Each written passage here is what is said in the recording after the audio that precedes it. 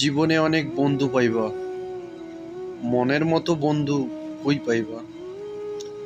বন্ধু শব্দটা ছোট্ট একটু শব্দ, জন্মের পর থেকে শুরু করে জীবনের লাস্ট পর্যায় পর্যন্ত পথে পথে প্রত্যেকটি ঘাটে ঘাটে সম্পর্ক তৈরি হয়। সেই সম্পর্ক থেকেই বন্ধুত্ব তৈরি হয়। আজ বন্ধুত্বের দাম কতটুকু মিলেছে? বেশিরভাগই তো স্বার্থের কারণে কাছে এসেছে আর চলে গিয়েছেন। জীবনে তো কম সম্পর্ক তৈরি করলাম না। ক্লাস 1 থেকে 5 পর্যন্ত, 5 থেকে 10 পর্যন্ত, 10 থেকে ডিপ্লোমা পর্যন্ত কত জনের সাথে সম্পর্ক, গ্রামের কত বন্ধু বান্ধবের সাথে সম্পর্ক, পরিবেশ আর পরিস্থিতি, অবস্থা আর ব্যবস্থা আর উপরেই বন্ধুত্ব সম্পর্কগুলো নির্ভর করেছে।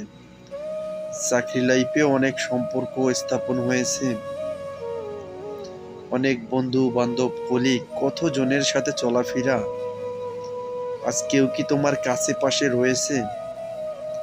পরিবেশ আর পরিস্থিতিতে সবাই থেমে গিয়েছে। মানুষ মূলত একলা। জীবনের প্রতিটি ধাপে ধাপে নিজেকেই পদার্পণ করতে হয়েছে। মানুষ মূলত মনে রাখে তখনই তুমি থাকবে যতক্ষণ তার ধারে। মানুষ মূলত এমনই, স্বার্থ থাকবে যেখানে, সম্পর্ক টিকে রাখবে সেখানে।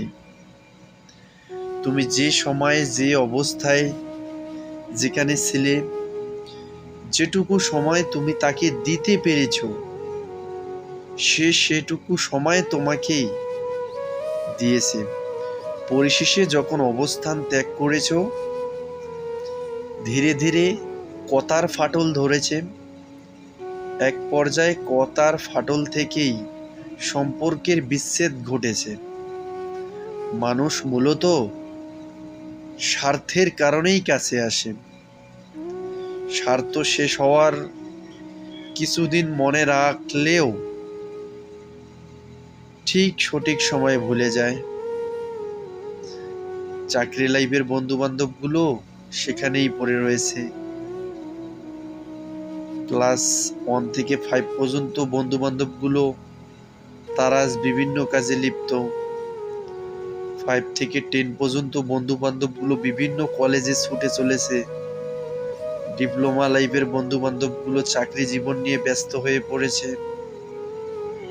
হাতে গোনা কয়েকজনের সাথে সম্পর্ক থাকলেও আগের মতো আর কথা আড্ডা জমে না, কারণ স্বার্থ ফুরিয়ে গেছে। মানুষ মূলত স্বার্থের কারণেই কাছে আসে, পাশে বসে সম্পর্ক রাখে। আমি কতজনের উপকারে আসলাম, আমার উপকারে তাদের অনেক পিছু টান দেখলাম। পরিশেষে বলতে চাই, সম্পর্ক মানুষের স্বার্থের কারণেই থাকে। স্বার্থবিহীন একটা সম্পর্ক আমি দেখতে পাইলাম না। আফসোস।